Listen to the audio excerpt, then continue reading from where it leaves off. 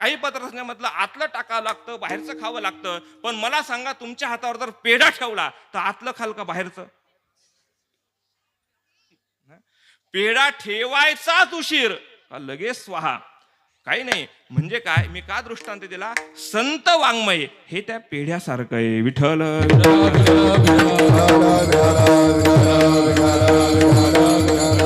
तुका म्हणे तैसा सज्जना पासोनी पाहता उगुन मिळे तीना, पाहता उगुन मिळे तीना.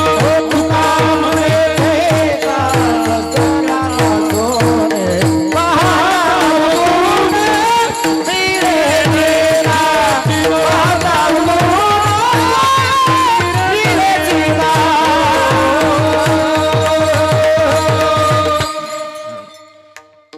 ही जी प्रमाणाची अचूकता आहे ना, ही कोणामुळे आली माहिती का? महाराज ज्यांच्या संगतीत राहिले ना, ते रीलवाले कीर्तनकार नव्हते.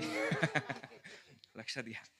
ही ही अचूकता येण्याकरताना ज्यानं काही गुरुचरणाजवळ बसून काही अध्ययन केलेलं आहे ना, त्याला जे वजन येतं ना महाराज, ते वजन घरी राहून येत नाही. लक्षात घ्या. कॅसेट ऐकून, युट्यूबचे कीर्तन ऐकून ते वजन येत नाही. त्याच्याकरता 12 वर्ष भांडीच घासावी लागतात. 12 वर्ष भांडी घासावी लागतात. आणि खरं सांगू का, ती भांडी घासणं म्हणजे आपलं अंतःकरण निर्मळ करणं. लक्षात घ्या. ती अंतःकरण निर्माण आणि जोपर्यंत अंतःकरण विशुद्ध होत नाही ना, तोपर्यंत अंतःकरणातून निघालेला कोणताही शब्द समोरच्याचं अंतःकरण परिवर्तित करू शकत नाही. विठ्ठल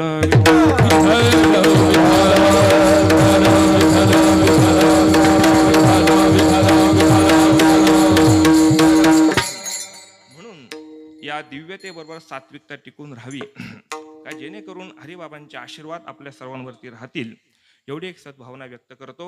आणि माझ्याकडे जी सेवा आलेली आहे ती परंपरेने आलेली सेवा आहे. लक्षात घ्या.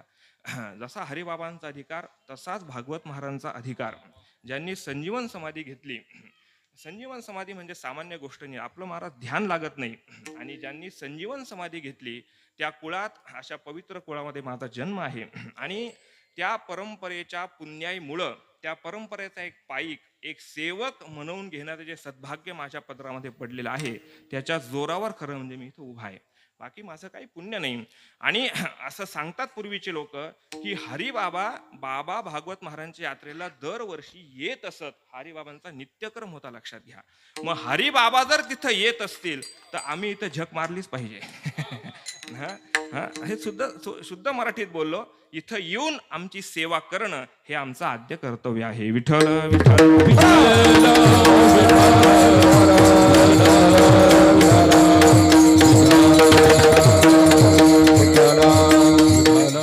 म्हणून परंपरेने आलेली ही काल्याची सेवा माझ्या वाटेला आलेली आहे. यथामती आणि यथाशक्य अभंगाचं चिंतन आपणासमोर मांडण्याचा एक प्रामाणिक प्रयत्न मी करणार आहे. प्रस्तुत अभंगातून तुकाराम महाराज तुम्हा आम्हाला गोकुळामध्ये भगवंतानी अवतार घेतल्यानंतर काय गोकुळाचं वर्णन आहे, गोकुळामध्ये काय स्थिती निर्माण झाली, त्या स्थितीचं वर्णन तुकाराम महाराज करतात. तुकाराम महाराज सांगतात, गोकुळ हे गाव आहे. गावाची संकल्पना कशी असते, गावातली माणसं कशी आहेत, त्याच्यावरून गाव कसं आहे ठरत असतं. एखाद्या व्यक्तीचं वर्णन करायचं असेल, त्याच्यामधला विशेष काय, तो विशेष मनुष्य हात स्वीकारतो आणि त्या विशेषाला धरून त्या व्यक्तीचं वर्णन केलं जातं. हा सामान्य नियम आहे. तसं गोकुळाचा विशेष काय आहे, गोकुळाचा विशेष हाच आहे का गोकुळातल्या सगळी लोक ही सुखी आहे. हा विशेष तुकाराम महाराज सांगतात की सगळ्या लोकांच्या अंतःकरणामध्ये सुखाची अभिव्यक्ती आहे. बरं, ही सुखाची अभिव्यक्ती सहज होते का? ही सहज होत नाही. सुखाची अभिव्यक्ती, सुखाची अनुभूती येण्याकरता दुःखाची आत्यंतिक निवृत्ती व्हावी लागते, तर सुखाची अभिव्यक्ती होते. विठ्ठल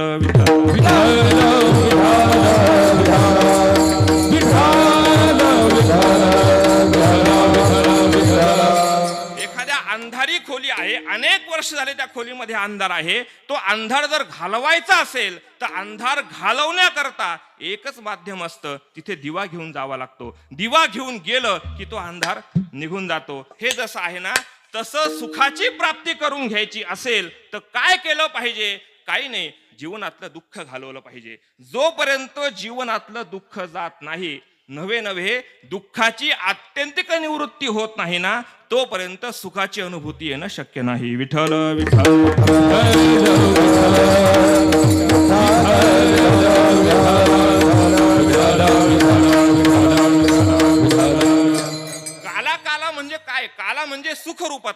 काला म्हणजे एक रूपता, काला म्हणजे अभेद रूपता, काला म्हणजे अद्वैत स्थिती प्राप्त होणं म्हणजे काला आहे, लक्षात घ्या.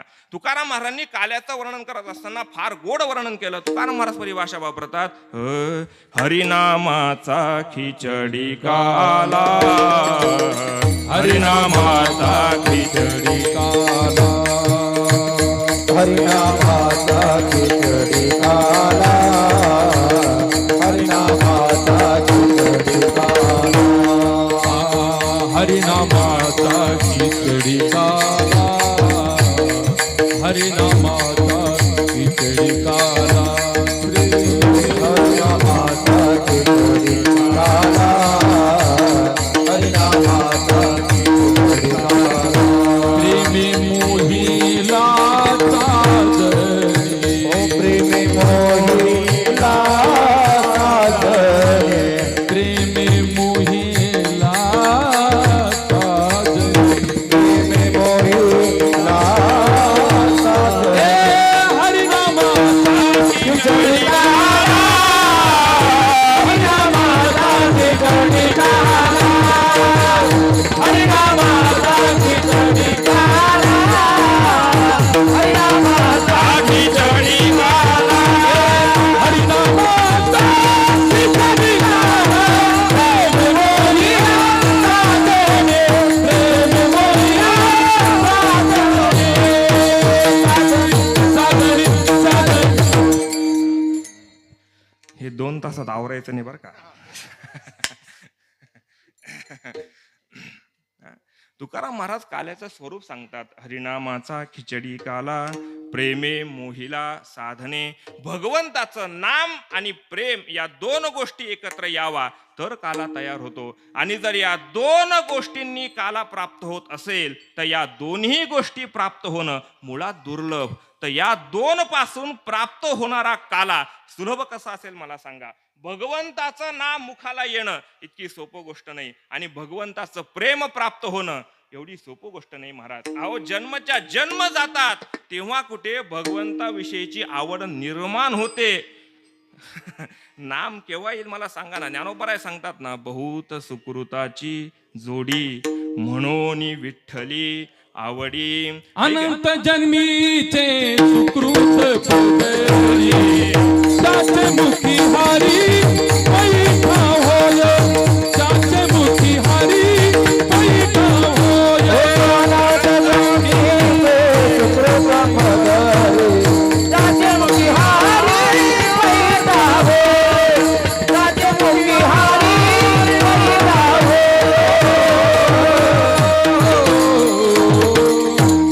अनंत तेव्हा कुठं मुखात ते आलं तर येण्याची शक्यता आहे, खात्री देता येत नाही. जन्मोजन्मी आम्ही बहु पुण्य केले, फार पुण्य गाठीशी असावं लागतं. मला सांगा, तर एवढं जर पुण्य लागत असेल तर ते भगवंताचं नाव मुखाला येणं एवढं सोपं आहे का?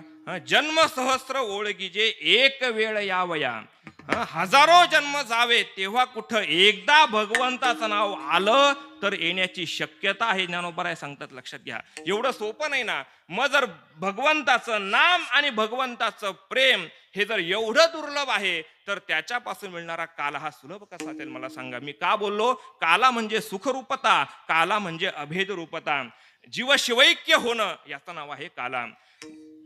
ते तू आहेस, आहे की नाही. अहम ब्रह्मास्मी महावाक्य आपल्याला काय सांगतं? ते तू आहेस. ते आता सांगू का? ही खरं वेदांत सांगण्याची वेळ नाही बरं का. ते तू आहेस असा निश्चय होणं. जीव आणि शिव हा वेगळा नसून एकच आहे असा निश्चय होणं म्हणजे काला प्राप्त होणं. विठ्ठल विठ्ठल विठ्ठल विठ्ठल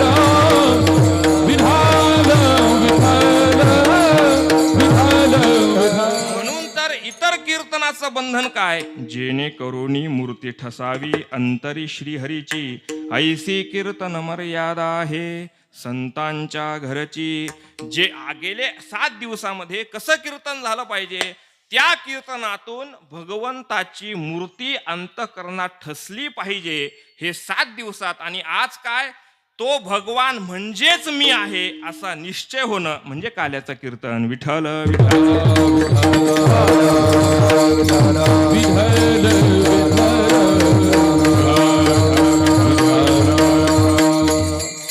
हा निश्चय माणसाचा एकाएकी होत नाही. शिवस्वरूप असणारा परमात्मा तेच माझं स्वरूप आहे, परमात्मा म्हणजे मी, असा निश्चय माणसाचा होत नाही. का होत नाही याला शास्त्रांनी कारण दिलं. मध्ये आहे अज्ञान, मध्ये आहे माया, मध्ये आहे अविद्या. त्या अविद्येमुळे, त्या अज्ञानामुळे माणसाचा निश्चय होत नाही. आणि तो निश्चय जोपर्यंत होत नाही तोपर्यंत खला काला सेवन करण्याचा अधिकार प्राप्त होत नाही. लक्षात घ्या, खला अधिकार प्राप्त झाला पाहिजे. आणि ते ज्ञान काय झालं, हे आहे अज्ञान कसं असतं माहिती का? गुरुदेव महाराज दृष्टांत सांगायचे. गुरु शिष्य होते आश्रमामध्ये आणि गुरु शिष्य राहत होते. आणि गुरु शिष्य राहत असताना त्या शिष्याने एक दिवस विचारलं, गुरुजी अहो तुम्ही आम्हाला रोज सांगता, गेले 12 वर्ष झाले मी तुमच्या इथं आश्रमात आहे, सेवा करतो आहे, अध्ययन करतो आहे, आणि 12 वर्षापासून मी ऐकतो आहे ते तू आहेस, ते तू आहेस, ते तू आहेस. हे 12 वर्ष झाले मी ऐकतो, पण अजून मला अनुभूती कशी आली नाही, मला त्याची जाणीव कशी झाली नाही. 12 वर्षापासून मी ऐकतो तरी काही परिणाम होत नाही. एक तर तुमच्यात काहीतरी खोट असली पाहिजे नाही तर माझ्यात काहीतरी अडचण का होत नाही. 12 वर्ष जर एखादी गोष्ट मी करतो आहे तरी ते तू आहेस याची अनुभूती, याची जाणीव मला होत नाही. याचं कारण काय? आता गुरुजी काही साधे नव्हते, ते गुरुजी पण चांगले तयार होते. ते म्हटले सांगतो, थांब जाय म्हणजे त्या कोपऱ्यातून लोखंडाची डबी घेऊन ये आणि माझ्याकडे आणून दे. झालं. तो शिष्य गेला, ती लोखंडाची डबी घेतली आणि त्या गुरुच्या हातावर दिली. एवढ्यावर त्यानं थांबावं का नाही, पण तो शिष्यच कसला, जो थांबला अतिशहाणा. त्यानं काय विचारलं, गुरु या डबीत काय होणे, या डबीमध्ये काय? ते गुरुजी म्हटलं काय नाही, या डबीमध्ये परीस आहे म्हणे. या डबीमध्ये काय? परीस आहे. तो शिष्य म्हटला काय वेड्या समजलात काय? लोखंडाची डबी, डबी कशाची? लोखंडाची, आणि त्याच्यात काय सांगताय? परीस. म्हणजे महाराज लोक कधीपासून खोटं बोलायला लागले डबी लोखंडाची, त्याच्यामध्ये परीस ठेवलाय, असं कसं? काही सांगता म्हणले तुम्ही, असं कुठं असतं का? ते म्हणले तू डबीचं झाकण उघड. त्यानं डबीचं झाकण उघडलं. म्हटलं काय? म्हणे गुरुजी याच्यात तर कागदाची पुडी आहे. गुरुजी म्हटले ते कागदाची पुडी, ते कागदाचं जे आवरण आहे ना ते बाजूला काढ, ते बाजूला काढ. मग त्यानं ते कागदाचं आवरण बाजूला काढलं आणि समोर असलेला लोखंडाचा खिळा म्हणे त्याला लाव. तो लावल्याबरोबर तो सोन्याचा झाला. तो कशाचा झाला? सोन्याचा झाला. गुरुजी म्हटले तुला पटलं का? तो म्हटला हो पटलं. मग ही लोखंडाची डबी ही का झाली नाही सोन्याची? गुरुजींनी सांगितलं ती सोन्याची न होण्याचं कारण असं आहे का त्या परीसाच्या आणि लोखंडाच्या डबीच्या मध्ये कोण होतं? कागद. आणि त्या कागदामुळे तो परीसाचा स्पर्श त्या लोखंडाच्या डबीला झाला नाही, म्हणून ते लोखंड लोखंडच राहिलं, ते सोनं झालं नाही. हे जसं आहे ना तसं जीव ब्रह्मरूपच आहे, फक्त अज्ञान तेवढं जायचं शिल्लक आहे. ते अज्ञान एकदा गेलं तर ते म्हणजेच मी, आणि मी म्हणजेच ते. विठ्ठल विठ्ठल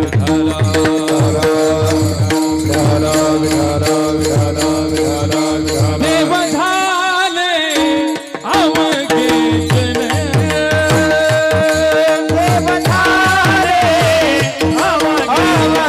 जन, दोष कुणी हरिपणे, दोष कुणी हरिपणे, देव झाले अवघे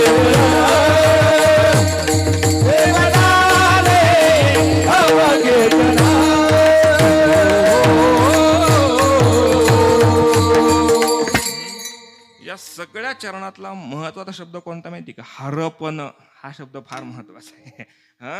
हे अज्ञान जाण्याकरता देहभान हरपावं लागतं तर अज्ञान जातं, नाही तर अज्ञान जाणं शक्य नाही. लक्षात घ्या. सगळं प्रमाण सांगण्यात वेळ कशाला घालवायचा? तात्पर्यम पकडतव्यम तात्पर्य हरपणं फार महत्वाचं आहे. देहभान हरपलं गेलं पाहिजे. आणि जोपर्यंत मनुष्य देहभावावरती आहे तोपर्यंत अज्ञान गेलं असं होत नाही. आणि अज्ञान गेल्यावर सांगावंच लागत नाही का माझा देहभाव शिल्लक आहे का नाही. लक्षात घ्या, ते स्थितीवरून कळतं, लक्षात घ्या. ते सांगावं लागत नाही. परमार्थ अवस्था ही दाखवायची पाळी आली, समजावं आपला परमार्थ खोटा आहे. परमार्थातली अवस्था दाखवायची पाळी जर आली तर नक्की समजावं आपला परमार्थ खोटा आहे. आणि जर आपल्या प्रत्येक क्रियेची अवस्था ही सहजावस्था असेल तर समजावं आपला परमार्थ खरा आहे. विठ्ठल विठ्ठल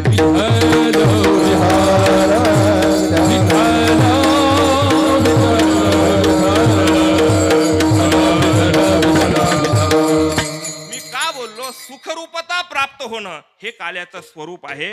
आणि गोकुळामध्ये वर्णन तुकाराम महाराज त्या विशेष असं सांगतात की गोकुळातला विशेष काय की गोकुळातल्या सगळ्या लोकांना सुखाची प्राप्ती झाली. अभंगाचं पहिलं चरण. गोकुळीचा सुखा, गोकुळीचा सुखा, गोकुळीचा सुखा, गोकुळीचा सुखा,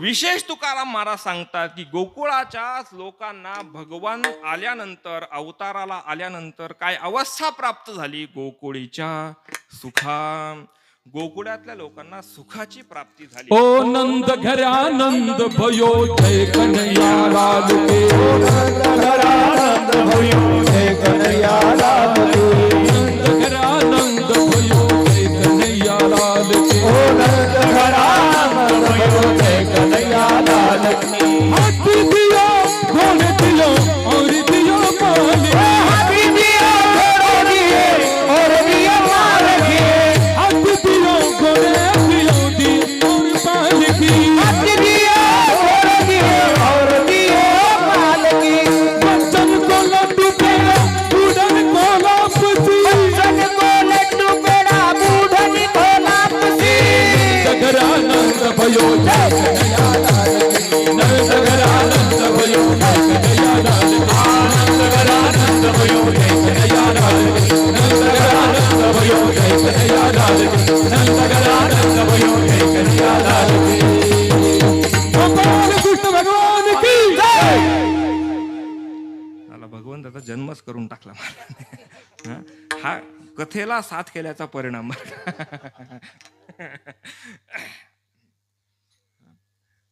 सुखाची अनुभूती, सुखाची अभिव्यक्ती, सुखाची प्रगट रूपता ही फार महत्वाची असते.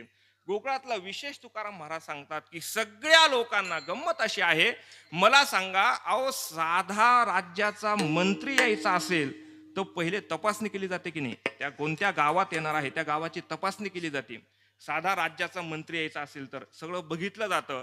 आणि सगळं बघितल्यानंतर जोपर्यंत ना हरकत पत्र तिथपर्यंत पोहोचत नाही तोपर्यंत राज्याचा मंत्री सुद्धा येत नाही. मला सांगा, साध्या मंत्र्याकरता एवढी खबरदारी घ्यावी लागते, मग जगाचा बाप जिथं येणार आहे नुसता कार्यक्रमापुरता नाही, अनावरण सोहळ्यापुरता 10-12 वर्ष येऊन तिथं राहणार आहे.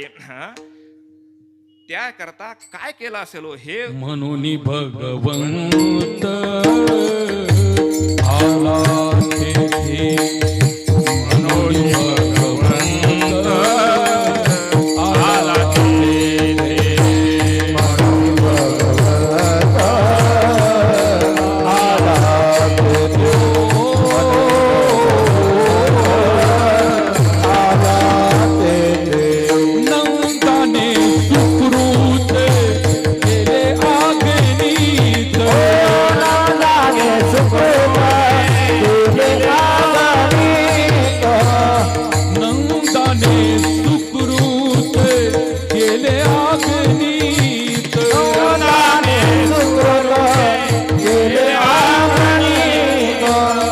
कुणी भगवते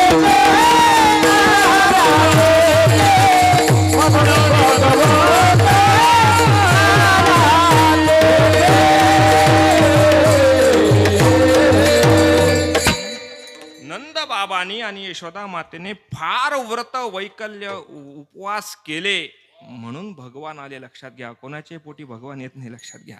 अनंत व्रत उपवास वैकल्य केले, त्याचा परिणाम असा की भगवान तिथं आले, त्या भूमीवरती आले. पुराणात असं वर्णन आहे, भूलोक धामातून भगवंतांनी स्वतःच ते गोकुळ नावाचं नगर खाली पाठवलं, असं पुराणामध्ये वर्णन आहे, लक्षात घ्या. म्हणून स्वतः भगवंतांनी ठरवलं की या गावामध्ये जायचं. आणि सुखाचं वर्णन सांगतात, गोकुळीच्या सुखा आपल्यालाही सुख प्राप्त होतं, पण गोकुळातला विशेष काय, त्या सुखाला अंत नाही, त्या सुखाला पार नाही, आणि त्या सुखाला लेखा नाही. या तीन गोष्टी फार महत्वाच्या आहे. आपल्यालाही सुख प्राप्त होतं, पण आपल्या सुखाला अंत आहे. देशानं कालानं आपलं सुख कधीतरी संपतं. आपल्याला सुख कधी होतं, अनुकूल विषयाची प्राप्ती झाली की माणसाला सुखाची प्राप्ती होते, सुख माणसाला प्राप्त होतं. आणि दुसरं सुख आहे, झोपेतून माणसाला सुखाची प्राप्ती होते, म्हणून माणसं कीर्तनात झोपतात. का झोपतात? सुखाची प्राप्ती होते म्हणून, साधा नियम आहे. दोनच गोष्टीपासून माणसाला सुखाची प्राप्ती होते. एक तर अनुकूल विषयाची प्राप्ती झाली की माणसाला फार चांगलं वाटतं, सुखाची प्राप्ती होते. आणि झोपेपासून, एखादा बघा ना, एखाद्याला आवडीचा विषय असावा आणि तो प्राप्त व्हावा, तो विषय प्राप्त झाल्याबरोबर त्याला एवढा आनंद होतो ना, अरे बाप रे, त्याचा आनंद त्रिभुवनात सुद्धा मावत नाही. पण जो विषय प्राप्त झाला आहे त्याच्यापेक्षा श्रेष्ठ विषय समोर आला की पहिल्या सुखातला आनंद निघून जातो, तो आनंद पुन्हा दुसऱ्या सुखामध्ये जातो. अंत आहे, आपल्या सुखाला अंत आहे. का अंत आहे? कारण ज्या सुखाला आपण खरं सुख म्हणतो ते सुख प्रपंचातून आपल्याला कधीही प्राप्त होणं शक्य नाही, लक्षात घ्या. ते शाश्वत सुख, ते नित्य सुख जर प्राप्त करून घ्यायचं असेल तर ते शाश्वत सुख, नित्य सुख परमार्थामध्येच प्राप्त होतं. विठ्ठल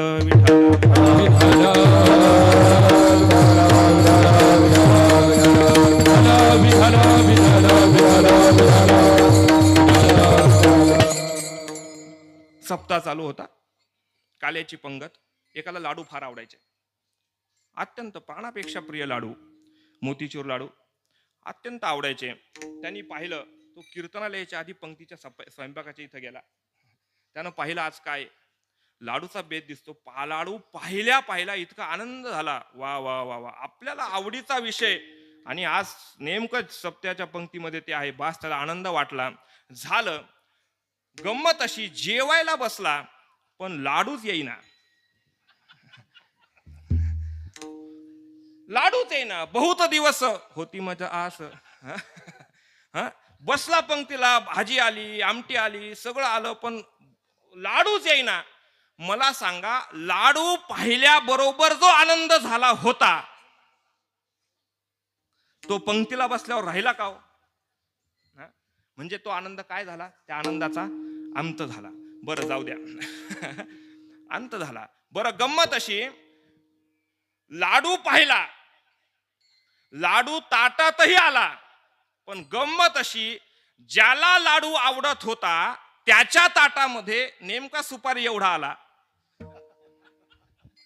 आणि बाजूच्या ताटामध्ये नारळ एवढा आला. शेजाऱ्याच्या ताटामध्ये किती आला?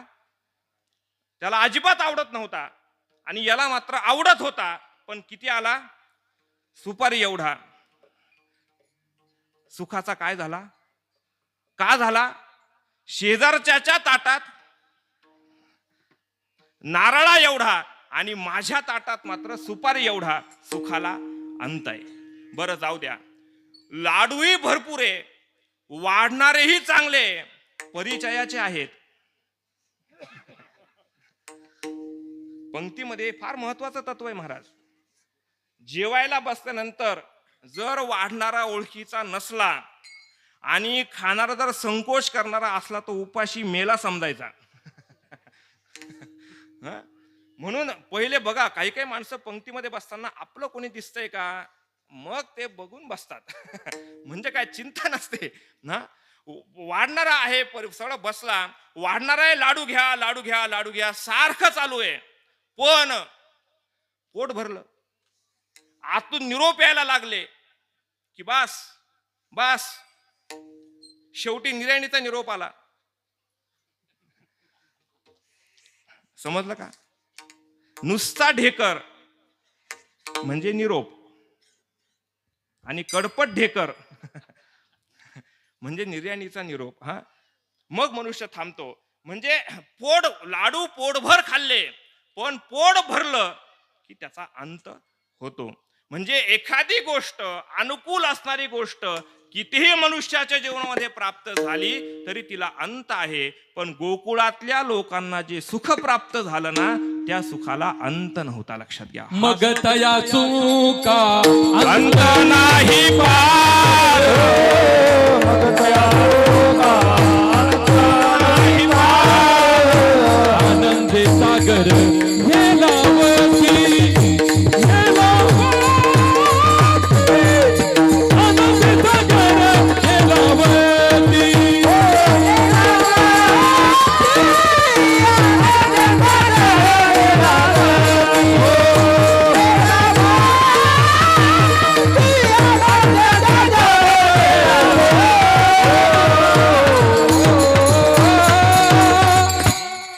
त्या सुखाला अंत नाही. आणि हे अंतरहित सुख काय असतं, वेदांताने या संबंधातलं फार छान प्रक्रिया सांगितल्या. सादी, शांत, अनंत, अनादी हे सगळे शब्द तुम्ही अभ्यासा. या सगळ्या सादी शांत जे उत्पन्न होतं त्याला नाश असतो, याला म्हणायचं सादी शांत. वेदांताने आपल्याला सांगितलं. अनादी अनंत ज्याचा जन्मही नाही आणि ज्याचा नाशही नाही, त्याला अनादी अनंत म्हणतात. आणि माया ही कशी आहे माहिती का? माया ही दिसते पण ब्रह्मज्ञान तिचा बाध होतो. म्हणजे जे 6 पदार्थ वेदांताने अनादी सांगितले त्याच्यामध्ये माया ही अनादी आहे पण तरी ती शांत का? कारण ब्रह्मज्ञानानं तिचा बाध होतो म्हणून ती अनादी शांत आहे. लक्षात घ्या. ब्रह्मज्ञान झालं, ज्या क्षणी ब्रह्मज्ञान मनुष्याला होतं ना, त्याच्या अव्यवहित उत्तर क्षणी ती माया आपला बिस्तरा गुंडाळून कायमचं निघून जाते, पुन्हा येणं नाही. लक्षात घ्या. म्हणून ती आणि अनादी अनंत हा परमात्मा कसा आहे? हा परमात्मा अनादी आहे आणि अनंत आहे. आणि असा अनादी अनंत असणारा परमात्मा गोकुळामध्ये आल्यामुळे त्यांच्या सुखाला अंत नाही. विठ्ठल विठ्ठल विठ्ठल विठ्ठल विठ्ठल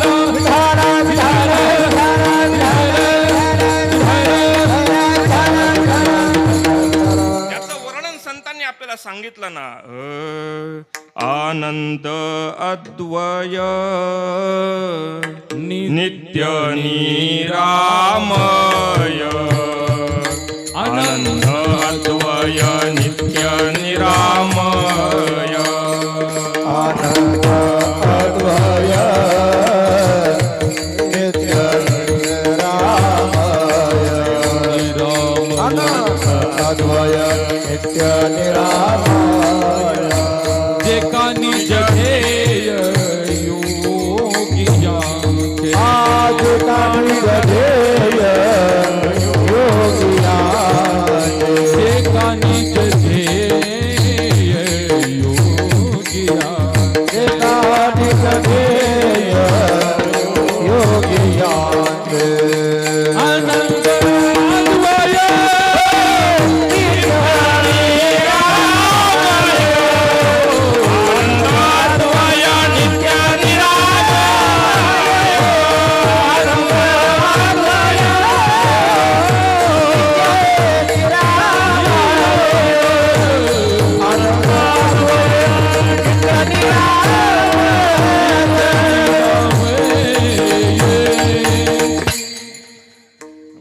आनंद अद्वय नित्य निरामय असा तो परमात्मा आहे. कृषिभृवाचक शब्द हा निवृत्ती वाचक हा. आनंद देणारा परमात्मा आहे. त्याचं स्वरूप हे आनंद स्वरूप आहे. लक्षात घ्या. तो परमात्मा त्याच्याशिवाय सच्चिदानंद घन ज्याला म्हटलं गेलं, कैवल्याचा पुतळा ज्याला म्हटलं गेलं, नवे नवे चैतन्याचं स्वरूप म्हणजे हा परमात्मा आहे. तो कालही होता, आजही आहे आणि उद्याही राहणार आहे. असा नित्य आहे, शाश्वत आहे. आणि असा परमात्मा गोकुळातल्या लोकांना प्राप्त झाल्यामुळे गोकुळीच्या सुखा अंत पार नाही लेखा. त्या सुखाला अंत नव्हता, त्या सुखाला पार नव्हता आणि त्या सुखाला मोजमाप करता येत नव्हती. लेखा म्हणजे मोजमाप, सगळे आकडे संपून जायचे तरी त्या सुखाची तुलना करता येत नव्हती. लक्षात घ्या, असं सुख गोकुळातल्या लोकांना प्राप्त झालं. त्याचं कारण काय? त्याचं कारण अभंगाच्या दुसऱ्या चरणामध्ये सांगतो. कृष्ण नादा घरी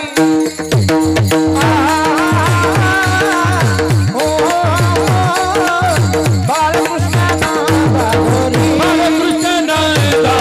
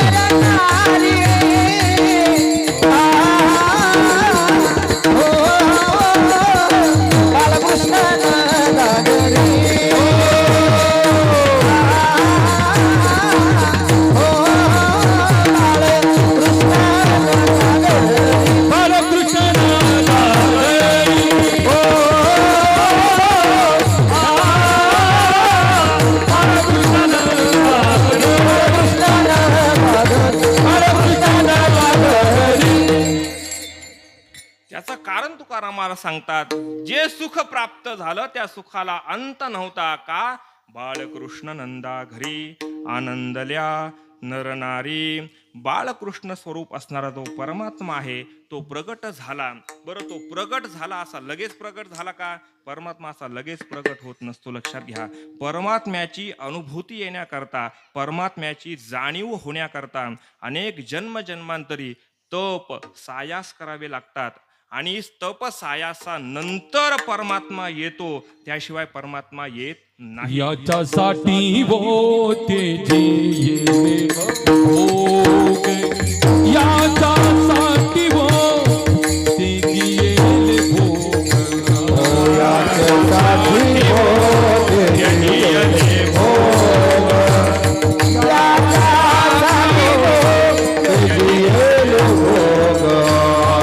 याच्यासाठी वो केले नाना याग, याच्यासाठी वो केले नाना याग, याच्यासाठी केले नाना याग, याच्यासाठी केले नाना याग,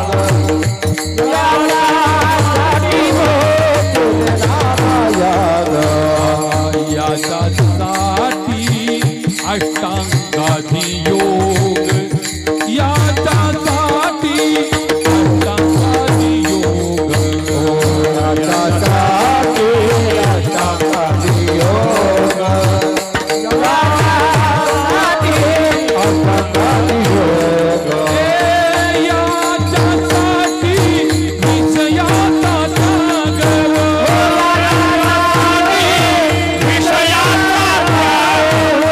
याच्यासाठी विषयाचा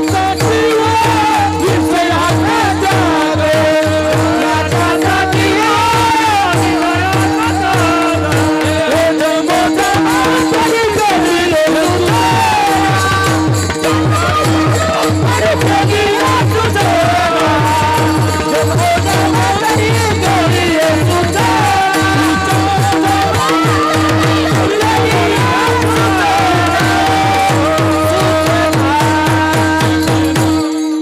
वा वा. हं? निळोबा महाराजांची गवळण. बरोबर की नाही? हं? आणि त्याला चालही त्या मापाची. आजकाल चाली म्हणतात, सगळ्या सिनेमातल्या चाली पार वाट लावून टाकली संत वाङ्मयाची. असे धरून चौकात हाणले पाहिजे महाराज. अभंगाच्या शब्दाची जाणीव नाही. काय संत वाईट वाटत असेल महाराज. लक्षात घ्या, हा वाङ्मयाचा अपमान नाही, हा त्या संतांचाच अपमान आहे. लक्षात घ्या, लक्षात घ्या, ही सोपी गोष्ट नाही. अरे, जोपर्यंत जीवनात संत कृपा होत नाही ना, तोपर्यंत जीवन परिपूर्ण होत नाही. लक्षात घ्या. अरे, एक वेळ देव कृपा करेल पण संत कृपा करत नाही. लक्षात घ्या. म्हणून महाराजांना विशेष धन्यवाद. का? की चाली म्हटल्या पण सांप्रदायिक चाली म्हटल्या हे फार विशेष आहे. तो आतापर्यंत त्यांनी जपून ठेवलंय. हा ठेवा जपून ठेवणं फार महत्वाचं आहे महाराज. पुढच्या पिढीत संक्रमित करणं, जपून ठेवणं ही काळाची फार मोठी गरज आहे. फार मोठी गरज आहे, लक्षात घ्या. निळोबा महाराज सांगतात याच्यासाठी काय केलं नाही. अरे अनेक तप केलं, नाना याग केले. नाना याग, एक याग नाही, किती याग केले, नाना याग केले. अरे सगळे भोग, या सगळ्या भोगांचा त्याग मी केला. नवे नवे सगळ्या विषयांचा त्याग मी केला.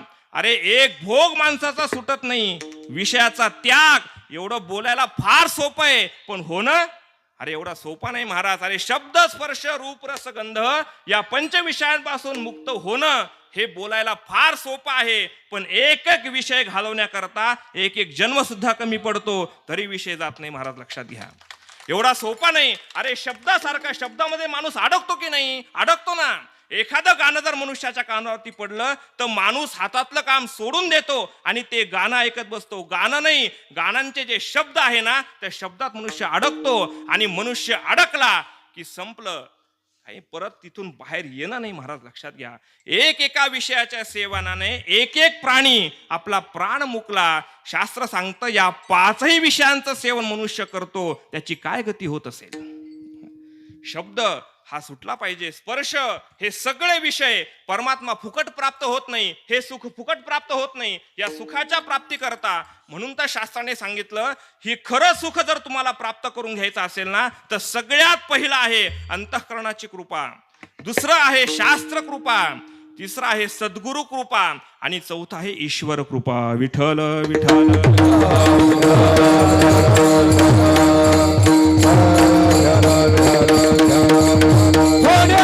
थोडे आहे चित्त साय धारिया, चित्त साय धारिया, चित्त साय धारिया.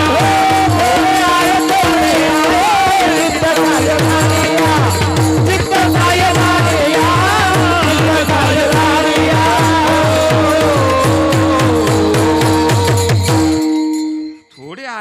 थोडे आहे पण केव्हा चित्त सहाय्य झाली. या चित्ताचं सहाय्य झालं तर थोडंच आहे, पण जर सहाय्य झालं नाही तर मात्र काही खरं नाही महाराज. चित्ताची सहाय्यता, अंतःकरणाची कृपा ही परमार्थामध्ये फार महत्वाची आहे. आणि अंतःकरणाची कृपा केव्हा होते, जोपर्यंत अंतःकरणातला मल आणि विक्षेप हे 2 दोष जात नाही तोपर्यंत अंतःकरणाची कृपा होणं शक्य नाही. विठ्ठल विठ्ठल.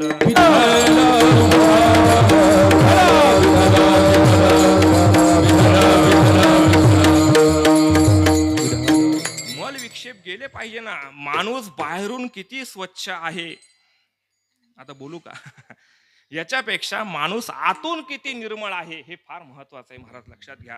परमार्थ जो ठरतो तो वरपंगावरून ठरत नाही, तो अंतरंगातून ठरतो, लक्षात घ्या. मनुष्याचं अंतःकरण किती बदललं आहे हे फार महत्वाचं आहे, लक्षात घ्या. म्हणून परमार्थाची व्याख्या करत असताना परमार्थ म्हणजे काय, दृष्टीचा बदल म्हणजे परमार्थ, लक्षात घ्या. बहिर्मुख असलेली दृष्टी अंतर्मुख करणं याचंच नाव परमार्थ. विठ्ठल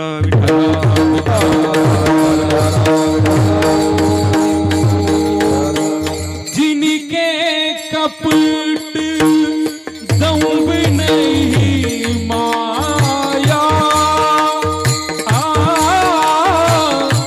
जिनके हृदय बसवु रघुराया.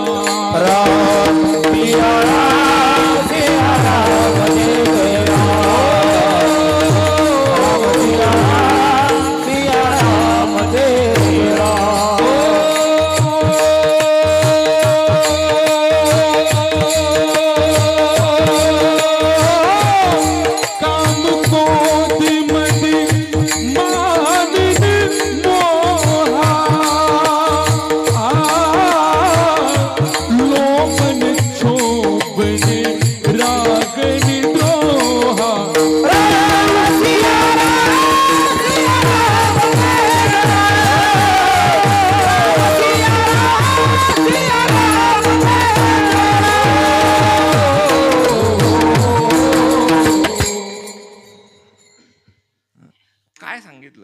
प्रभू रामचंद्र कोणाच्या अंतःकरणात? कपट, मोह हे ज्याच्या अंतःकरणातून गेलेले आहेत ना, त्याच्या अंतःकरणात प्रभू रामचंद्र येतात. 4 मजली बिल्डिंग बांधली, घरात कितीही वारा आला तरी इतका सुद्धा कचरा येणार नाही अशी दक्षता घेतली. एवढी दक्षता घेतली का एवढा सुद्धा कचरा येता कामा नये एवढी दक्षता घेतली. पण शेजारचा बंड्या नापास झाला म्हणून यानं गावभर पेढे वाटले. दृष्टांत संपला. समजलं का? पहा, सगळी दक्षता घेतली पण अंतःकरणातला मळ गेला नाही. देव येणार नाही, लक्षात घ्या. देवानी यावं असं वाटत असेल तर आपलं अंतःकरण अत्यंत निर्मळ करावं लागतं. त्याला बोलवायची गरज नाही. येवोनी गोपाळ गोपाळ राये ते येवोनी गोपाळ राये ते येवोनी गोपाळ राये ते येवोनी गोपाळ. तुकाराम म्हणे चित्त करावे निर्मळ, येवोनी गोपाळ राये ते, येवोनी गोपाळ राये ते. तुका म्हणे चित्त करारे निर्मळ. मग काय, आमंत्रण द्यावं लागत नाही. देवा आमच्याकडे यावो. येवोनी गोपाळ राहे तेथे. आमंत्रणाची गरज पडत नाही. आमंत्रण केव्हा द्यावं लागतं? हे जर भरलेलं असेल ना विकारांनी तर मग आमंत्रण द्यावं लागतं. या देवा, या देवा, या देवा. विना आमंत्रणाशिवाय परमात्मा जातो. फक्त ते निर्मळ व्हावं लागतं. आणि जोपर्यंत चित्त निर्मळ होत नाही तोपर्यंत अंतःकरणाची कृपा झाली असं म्हणता येत नाही. आणि एकदा अंतःकरणाची कृपा झाली की मग शास्त्र कृपा होत असते. आणि शास्त्र कृपा झाली की मग सद्गुरूंची कृपा, आणि सद्गुरूंची कृपा झाली की मग देवाची कृपा. लक्षात घ्या, हा जीवनाच्या उन्नतीचा क्रम आहे. लक्षात घ्या, सुख प्राप्त करून घ्यायचं असेल ना तर याच मार्गाने जावं लागेल तर शाश्वत सुख प्राप्त होईल. तुका मैने तुम्ही कलायाची वाटे भरोसा नव्हे पांडुरंग भरोसा नव्हे.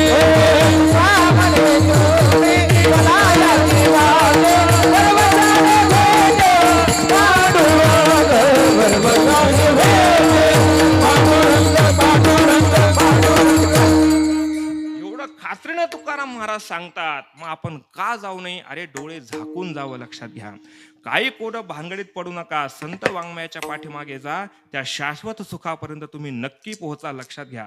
म्हणून माणसाने परमार्थ करावा पण तो परमार्थ डोळसपणानं करावा, आंधळेपणानं करू नये. लक्षात घ्या, डोळसपणानं परमार्थ करावा.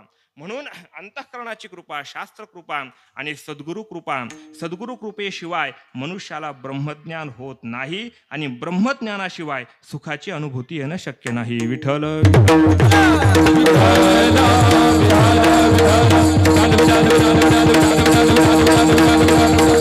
म्हणून तर शास्त्राने परिभाषा वापरली. शास्त्र आपल्याला काय सांगतं? तद्विज्ञानार्थम गुरुम एव अभिगच्छेत समित पाणी श्रोत्रियम ब्रह्मनिष्ठम. अरे ते सुख जर तुम्हाला प्राप्त करून घ्यायचं असेल ना, तद्विज्ञानार्थम, ते जाणायचं असेल तर काय केलं पाहिजे? समित पाणी श्रोत्रियम ब्रह्मनिष्ठम. श्रोत्रिय, ब्रह्मनिष्ठ आणि कृपाळू असे सद्गुरूंची कृपा तुमच्यावरती झाली पाहिजे. 1,00,000 रुपये दिले की वाढावे संतान, ही कृपा काही कामाची नाही. लक्षात घ्या महाराज, असे सांगितलं ना शास्त्राने आपल्याला गुरु कसे असावे. शास्त्र सांगतं ना, श्रोत्रिय, ब्रह्मनिष्ठ, कृपाळू. कशाला महाराज, परिस्थिती सध्या अशी आहे, घरी जर चहा घ्यायला बोललो तर 5,00,000 रुपये घेतात. ते कोणी शोधून पहा. ते सांगायला मी इथं आलो नाही. चहा प्यायला यायचे 5,00,000 रुपये. अरे आमच्या वारकऱ्याला खाऊ घाला, आमचा पांडुरंग कृपा करा. लक्षात घ्या ना, वारकरी आमचा भजन करतो. काय मला सांगा ना, 18 दिवस ज्ञानोबा तुकाराम करत जातो. काय असतं, काय मिळतं? अरे वारकऱ्याला जे मिळतं ना ते जगात कोणालाच मिळत नाही, लक्षात घ्या. कोणालाच मिळत नाही. अरे नुसतं मिळत नाही, लोक पाया पडून देतात. अजून काय भाग्य पाहिजे महाराज? हा हा फक्त अट काय? वैष्णवतो जया. कोण जया? अवघी देवावरी माया. ही एकच अट आहे, बाकी काही अट नाही. वैष्णव जन को तेने कहिए पीड़ पराई जाने रे, पर निंदा न करे पर उपकार करे, मन अभिमान में आए रे. वैष्णव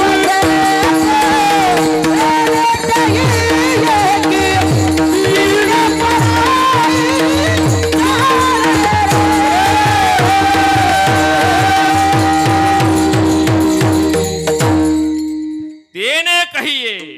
कोणे कहिये? हे सगळं जावं लागतं. तेने वैष्णव कहिये. काही कमी पडत नाही महाराज, काही कमी पडत नाही. म्हणून त्या सुखाच्या प्राप्ती करता या कृपा संपादन केल्या पाहिजे. आणि या कृपा संपादन करण्याकरता सद्गुरूंची प्राप्ती झाली पाहिजे. आणि सद्गुरूंची प्राप्ती घर बसल्या होत नाही. लक्षात घ्या, घर बसल्या होत नाही. त्याच्याकरता नाना याग. मी का बोललो? तो परमात्मा येण्याकरता काय असतं, विषयावरती येणं फार महत्वाचं असतं. हा 2 तास बोलायचं आणि 2 तास बोलल्यानंतर म्हणायचं मी आत्ता माझ्या विषयावरती येतो. मग 2 तास काय केलं? हजामत केली का? हा विषय काय असतं? विषय हेच तर वक्त्याचं विशेषत्व असतं. म्हणून कीर्तनाचं वैशिष्ट्य काय आहे? उपक्रम आणि उपसंहार याची एकवाक्यता जर झाली नाही तर ते कीर्तन नाही, ते प्रवचन नाही. लक्षात घ्या, कीर्तन आणि प्रवचन म्हटलं की उपक्रम आणि उपसंहार याची एकवाक्यता झालीच पाहिजे तर ते कीर्तन. लक्षात घ्या. आणि असं जर कीर्तन झालं ना, तिथं देवाला यावंच लागतं. तिथं देवाला यावं लागतं. ऐक नाही. म्हणून ही या सुखाकरता गोकुळातले लोक सांगतात, निळोबा महाराज सांगतात, फार आम्ही नाना याग केले, भोगांचा त्याग केला, कोणतीही इच्छा आम्ही चित्तामध्ये ठेवली नाही. तुकाराम महाराजांना विचारा, तुकाराम महाराज काय म्हणतात? काम नाही, काम नाही,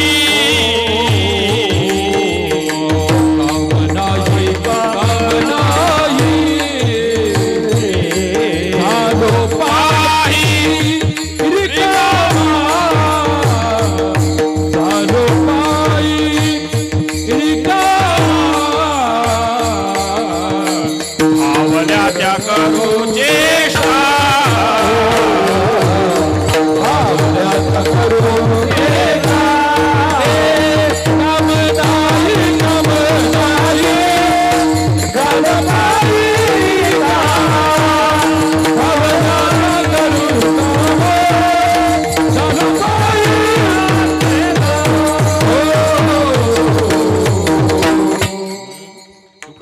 सांगतात काय केलं पाहिजे? माणसाला रिकाम होता आलं पाहिजे. रिकाम काय? काम नाही, काम नाही, झालो पाही रिकामा. काम म्हणजे इच्छा. अंतःकरणामध्ये कोणत्याही प्रकारची इच्छा राहता कामा नये, म्हणजे रिकाम होणं आहे. असे सगळे भोग, सगळे विषय आम्ही त्याग केले आणि त्याचा परिणाम असा की मग हा परमात्मा रूपी सुख आमच्या पदरात प्राप्त होतं, नाही तर होत नाही. म्हणून हे करण्याकरता बाळकृष्ण नंदा घरी आनंदल्या नरनारी. बरं, हा जो आनंद आहे ना, हा गोकुळातलेच लोक भोगवत होते असं नाही. जे गोकुळात राहत नव्हते ते सुद्धा हा आनंद उपभोगत होते. अरे नारद महर्षी तर गोकुळ सोडायलाच तयार नव्हते. एक क्षण जागेवर स्थिर न राहणारे नारद महर्षी गोकुळ सोडून कुठं जातच नव्हते. भगवंताच्या त्या बालरूपाचा आनंद घेण्यामध्ये अंतरिक्षात जाऊन नारद महर्षी तो आनंद घ्यायचे. तो आनंद घेता घेता नारदांच्या मनात विचार आला. नारदांनी विचार केला की हा आनंद आपणच उपभोगण्यापेक्षा भगवान शंकराकडे जावं आणि त्यांनाही या आनंदामध्ये सहभागी करून घ्यावं. म्हणून नारद महर्षी आनंदानं नारायण नारायण म्हणत कैलास पर्वतावरती आले. नारायण नारायण नारायण कैलास पर्वतावरती आले. आणि आल्याच्या नंतर भगवान शंकरांनी पाहिलं नारद महर्षी फारच खुश दिसताय, फारच आनंदी दिसताय. एवढे आनंदी नारद महर्षी याच्यापूर्वी कधी नव्हते. फार आनंद. भगवान शंकर जवळ गेले तरी सुद्धा नारद महर्षी देहावरती नव्हते. आनंदामध्ये तल्लीन होते. भगवान शंकर म्हणाले, नारदाव काय एवढा आनंद, असं काय झालं, मोठा सप्ता बिप्ता मिळाला की काय? नारदांना विचारलं, मोठा सप्ता बिप्ता मिळाला काय? नारद महर्षी कोण होते? कीर्तनकार. कीर्तनकार आनंदी केव्हा होतो? सप्त्याने नाही,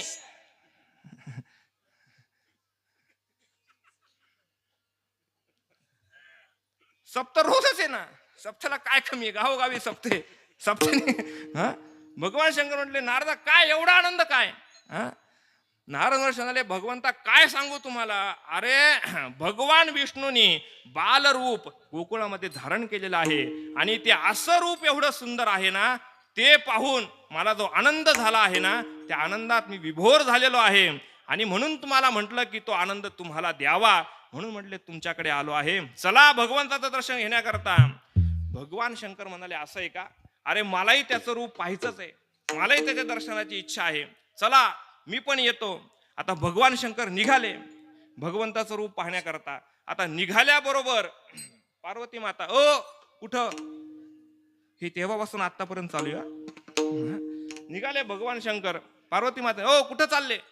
म्हणजे काही नाही, गोकुळामध्ये भगवान बालरूप घेऊन धारण अवताराला आलेले आहेत, ते बालरूप बघण्याकरता, त्याच्या दर्शनाकरता मी चाललो आहे. तो म्हणले, हा तुम्ही जा दर्शनाला, पण दर्शनाला जात असताना कैलासपती महादेव भगवान हे रूप बाजूला ठेवा आणि मग देवाच्या दर्शनाला जा.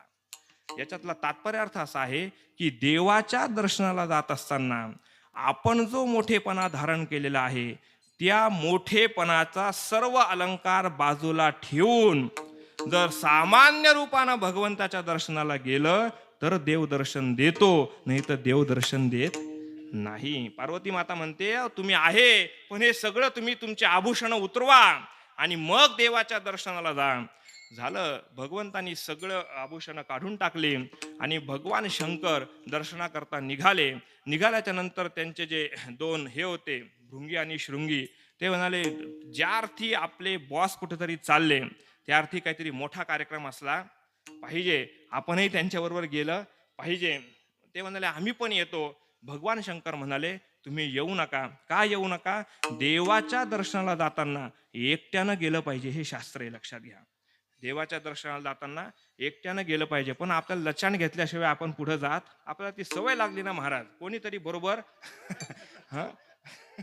आपल्याला सवय लागली ती. आता काय एकटं माणसाला आवडत नाही ना, कोणीतरी पाहिजे बरोबर, कोणीतरी पाहिजे. कारण काय होतं, शास्त्र असं आहे की कोणाला बरोबर घेऊन गेल्यानंतर आपलं दर्शन बाजूलाच राहतं, त्याचं दर्शन करून द्यावं लागतं, त्याचीच काळजी घ्यावी लागते. म्हणून शास्त्र सांगतं, देवाच्या दर्शनाला जाताना एकट्यानं जायचं, कोणाला बरोबर घेऊन जायचं नाही, लक्षात घ्या. झालं, ते म्हणाले, बाबा आम्ही येतो. भगवान शंकर म्हणाले, तुम्ही येऊ नका, तुम्हाला यायचं असेल तुमचं तुम्ही स्वतंत्र या, माझ्या बरोबर येऊ नका. ते हुशार होते. ते म्हटले, हे बघा, आम्हाला जर नेलं नाही तर तुमचं भांडं आम्ही उघडं करू, तिथं जाऊन सांगू का हे काही साधू बाबा नाही, हे भगवान शंकर आहे. भगवान शंकरांनी कसं बसं त्यांना समजवलं आणि समजवल्यानंतर भगवान शंकर आणि नारद महर्षी गोकुळाकडे रवाना झाले. कोणाला? भगवंताच्या दर्शनाकरता आले, गोकुळामध्ये आले. आल्याच्या नंतर गोकुळ पाहिल्या भगवान शंकर त्या गोकुळाच्या भूमीवर गडागडा लोळले महाराज, गडागडा लोळले. का लोळले? अरे ज्या ठिकाणी भगवान परमात्मा अवताराला आलेले आहे ती भूमी काय सामान्य भूमी नाही, त्याची रजक्कण आपल्या अंगाला लागले पाहिजे, म्हणून भगवान शंकर लोळले. भगवान शंकराने रूप कसं घेतलं? भगवान शंकराने संपूर्ण अंगाला भस्म लावलं. भस्म म्हणजे राखच, फक्त मोठ्याने लावलं म्हणून भस्म, नाही तर ती राखस. चिता भस्मा लेपो स्रगपी नृकरोटी परिकरा, हा शास्त्र सांगतं की नाही आपल्याला. सगळे आभूषण काढून चिता भस्म सगळं लावलं. भगवान शंकर निघाले. पत्ता विचारला घराचा, कुठे जायचं? गोकुळातल्या लोकांनी सांगितलं कुठे जायचं? म्हणे काही नाही, जिथं भगवान जन्माला आलेले आहेत, यशोदा मातेचं, नंद बाबाचा वाडा कुठे आहे ते मला सांगा. पत्ता काय सांगावा घराचा? आपला पत्ता काय असतो? आपला पत्ता काही नाही, फ्लॅट नंबर अमुक अमुक, ही कॉलनी ती कॉलनी, एवढा पत्ता आपला. पण गोकुळातल्या लोकांनी काय पत्ता सांगितला? ज्या घरामध्ये चहू बाजूनी सुख ओसंडून वाहत आहे, समजावं नंदबाबाचं घर असलं पाहिजे. काय पत्ता आहे घराचा, काय पत्ता आहे. म्हणून घर कसं आहे हे महत्वाचं नाही, घरातली माणसं किती समाधानी आहेत हे फार महत्वाचं आहे. लक्षात घ्या, हे फार महत्वाचं आहे. काय पत्ता आहे, ज्या घरामध्ये सुख ओसंडून वाहत आहे, समजावं नंदबाबाचं आणि यशोदेचं घर ते आहे. झालं पत्ता घेत घेत घेत घेत भगवान शंकर तिथपर्यंत पोहोचले. पोहोचल्यानंतर साधूचं रूप घेतलं होतं. साधूचं रूप घेतलं असल्यामुळे गोकुळातले लोक मुळात सात्विक होते. सगळी लोक सात्विक होती. साधूला पाहिलं की दर्शन घेणं हा त्यांचा स्वभाव होता. पण भगवान शंकराचं लक्ष मात्र कुठेही नव्हतं. कोणी दर्शन घेत आहे का, कोणी काय करत आहे का, कुठे लक्ष नव्हतं. एका नासाग्र वृत्तीनं भगवान शंकर वाड्यापर्यंत पोहोचले. भिक्षा मागितली, अलख निरंजन. पण यशोदा माता मात्र नेमकी त्यावेळेस भगवंताला स्नान घालत होती. आता भगवंताचं स्नान येते काय, तुमचं आमचं स्नान आहे का महाराज?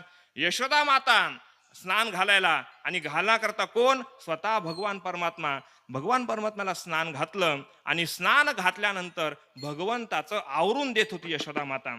आणि आवरून देत असताना त्या साधू महात्म्याने दिलेला आवाज यशोदा मातेच्या काही कानावर पडला नाही. आवरून देत होती, भगवंताचा शृंगार करत होती, गंध लावणं सगळं भगवंताला सजवलं, छानशे कपडे भगवंताचे घातले. आवाज जाईना. शेजाराच्या 4-5 गवळणी आल्या, त्याच्यातली एक गवळणमध्ये गेली. अगं काय ग म्हटली, हा जेव्हापासून तुझ्या घरात आला आहे ना, तेव्हापासून तुझं चित्त काही लागायला तयार नाही, कुठंच तुझं चित्त लागत नाही. ही खरी गोष्ट आहे महाराज. आता भगवंताची आंघोळ म्हणजे देवाची आंघोळ आहे की नाही? देवाची आंघोळ. देवाचा पूजा करत असताना माणसाचं चित्त इकडे तिकडे जाता कामा नये. आणि जर आपलं चित्त जात असेल तर आपण देवाची पूजा करू. मी काहीच म्हणत नाही ना, काही कुठं चित्त जात नाही. ती गवळण म्हणते जेव्हापासून हा तुझ्यावर जवळ आला आहे ना, तेव्हापासून तुझं चित्त काही थाऱ्यावर नाही. तो आला की चित्त त्याला सोडून दुसरं काही ग्रहण करत नाही. यशोदा म्हटली काय झालं ग? अगं किती वेळ झाला तो साधू तुझ्या दारामध्ये आलाय, भिक्षा मागतोय, कुठे तुझं लक्ष? ती म्हटली हरकत नाही. तिने भगवंताला ठेवलं आणि भिक्षे करता सगळं सूप तयार केलं. गव्हाचं पीठ, मीठ, मिरची, मोहरी सगळं जेवढं होतं तेवढं सुपामध्ये भरलं आणि ते देण्याकरता म्हणून, ती भिक्षा वाढण्याकरता म्हणून दारामध्ये आली.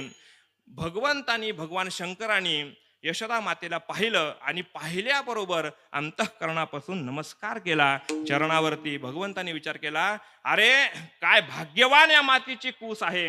अरे विश्वाचा जनिता, सगळ्या ब्रह्मांडाला आई, सगळ्या ब्रह्मांडाची आई असणारी भगवान परमात्मा, तो मात्र हिला आई म्हणतो आहे. काय भाग्य असेल त्या मातेचं, काय भाग्य असेल. मनोमन नमस्कार केला. ती भिक्षा वाढण्याकरता गेले आणि गेल्यानंतर भगवान शंकर म्हणाले, माता ये भिक्षा नहीं चाहिए, ये भिक्षा नहीं चाहिए. यशोदा मातेने विचार केला, मग भिक्षा करता जर तुम्ही आला आणि ही भिक्षा नको म्हणता, मग भिक्षा पाहिजे तरी कशाची? एक गवळण हुशार होती. ती म्हटली, अगं बाई, महंताची दक्षिणा वेगळी, महामंडलेश्वराची दक्षिणा वेगळी. काही आहे असतं का नाही? माणूस पाहून दक्षिणा द्यावी की नाही? माणूस पाहून दक्षिणा द्यावी की नाही? कोणत्या गाडीतून आले याच्यावरून पाकिट ठरवावं.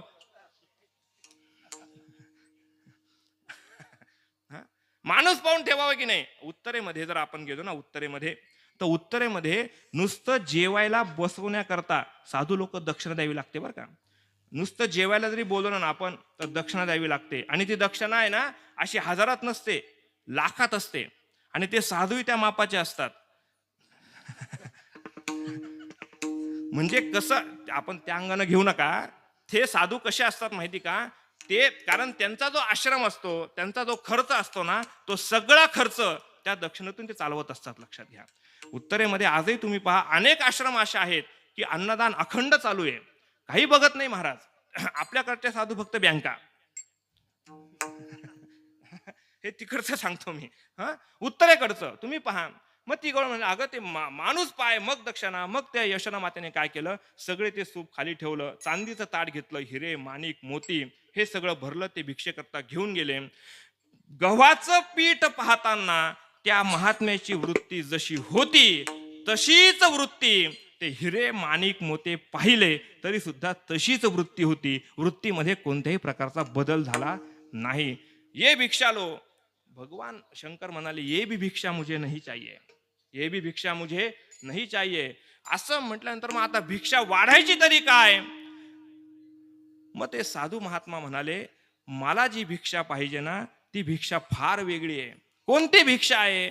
तुझ्या पोटी जो जन्माला आलेलं बालक आहे ना त्या बालकाचं दर्शन मला पाहिजे, त्याच्या करता मी आलेलो आहे, ही भिक्षा मला नको. हे शब्द कानावर पडल्या पडल्या यशोदा माता थोडी सावध झाली. तिने विचार केला की साधू ज्या अर्थी आला आणि त्या अर्थी याला माझं पोरग पाहिजे, त्या अर्थी दाल में कुछ काला आहे. कारण आधी दोन अशा घटना झालेल्या होत्या. पुतना मावशी आणि महाबळ नावाचे भट हे दोघ जण येऊन गेले होते आणि दोघांनी सुद्धा भगवंत असा आहे तसा आहे करून त्याला संपवण्याकरता प्रयत्न केला होता.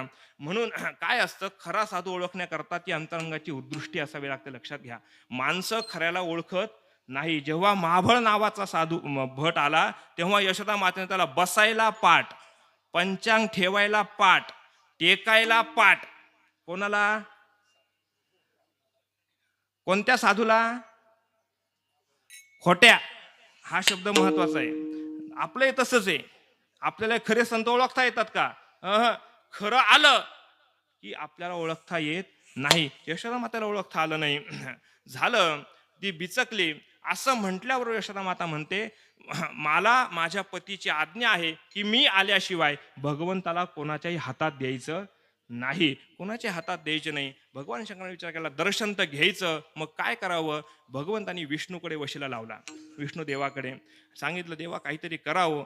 विष्णू भगवान म्हणाले या रूपात दर्शन घ्यायचं असेल तर मी केव्हाही तयार आहे, पण त्या रूपाचं दर्शन घ्यायचं असेल तुम्हाला त्या मातेचीच कृपा संपादन केली पाहिजे, त्याशिवाय त्याचं दर्शन होणार नाही.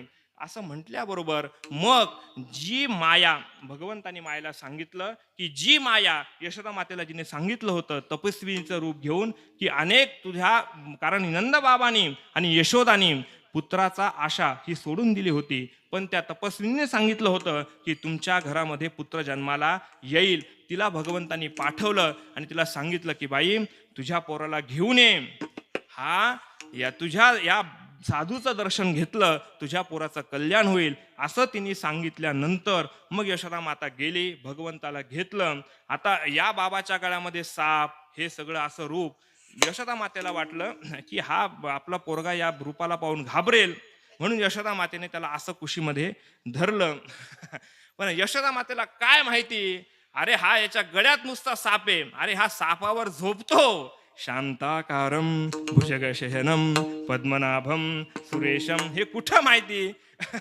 म्हणून ती म्हणती काही घाबरू नको, अरे हा जगाचा बाप आहे. पण त्या मायेची सूत्राची भाषा मातेच्या लक्षात आली नाही. तिने दाखवल्यानंतर हरिहरा भेद नाही नका करू वाद, असं हरी आणि हराचं ऐक्याचं दर्शन सगळ्या गोकुळाने घेतलं. म्हणून गोकुळातल्या सुखाला अंत नाही आणि पार नाही. विठ्ठल विठ्ठल.